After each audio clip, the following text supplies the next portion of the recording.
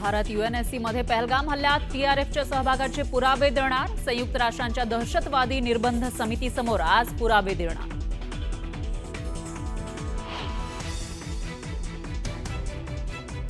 पाकिस्तानचं भारताच्या पायथ्याशी लोटटांगण, सिंधू करारावर भारताला पुनर्विचार करण्याची विनंती।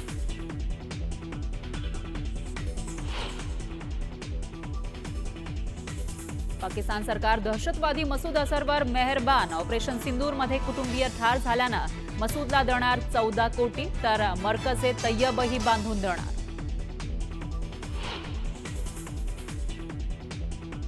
कर्नल सोफिया कुरेशींबाबत आक्षेपार्ह विधान करणाऱ्या विजय शहांवर एफआयआर दाखल करा। मध्य प्रदेश हायकोर्टाचे आदेश, तर विजय शहांना मोदींनी हकलावं, काँग्रेसची मागणी। तीन राज्यांच्या सीमेवर माओवाद्यांविरोधातलं सर्वात मोठं ऑपरेशन, 1,72,00,000 बक्षीस असलेल्या 31 माओवाद्यांचा खात्मा, तर दंड काढण्यातील माओवाद्यांकडून शस्त्र टाकण्याची तयारी।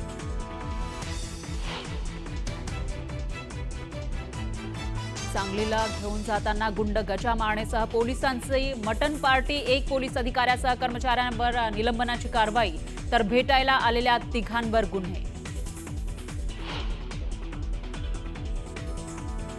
दोन्ही राष्ट्रवादी पक्ष विलिनीकरणावर सध्या तरी चर्चा नाही। कोणताच प्रस्ताव नसल्यानं चर्चेचा विषयच नाही। विलिनीकरणाच्या मुद्द्यावरून अजित पवारांची भूमिका।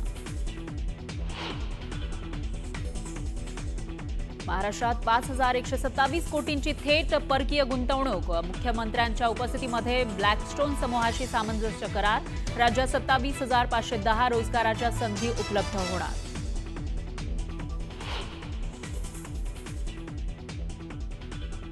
माझी मुलगी इयत्ता 10वीत पहिला क्रमांक, पहिल्यापासून तिचा पहिला नंबर 1ली ते 10वी पर्यंत आला, पण आज या जगात ती काही नाही। लेक शाळेत पहिली आली, पण आज तीच जगात नाही। बारामतीमध्ये गाव गुंडांच्या त्रासाला कंटाळून आत्महत्या केलेल्या अंकिता कडाळेच्या आईचा आक्रोश।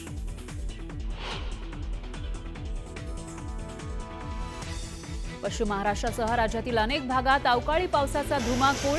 मावळमध्ये सलग 3ऱ्या दिवशी पाऊस बरसला, त्यामुळे पिकांना फटका, तर धाराशिवमध्येही पावसाची जोरदार बॅटिंग।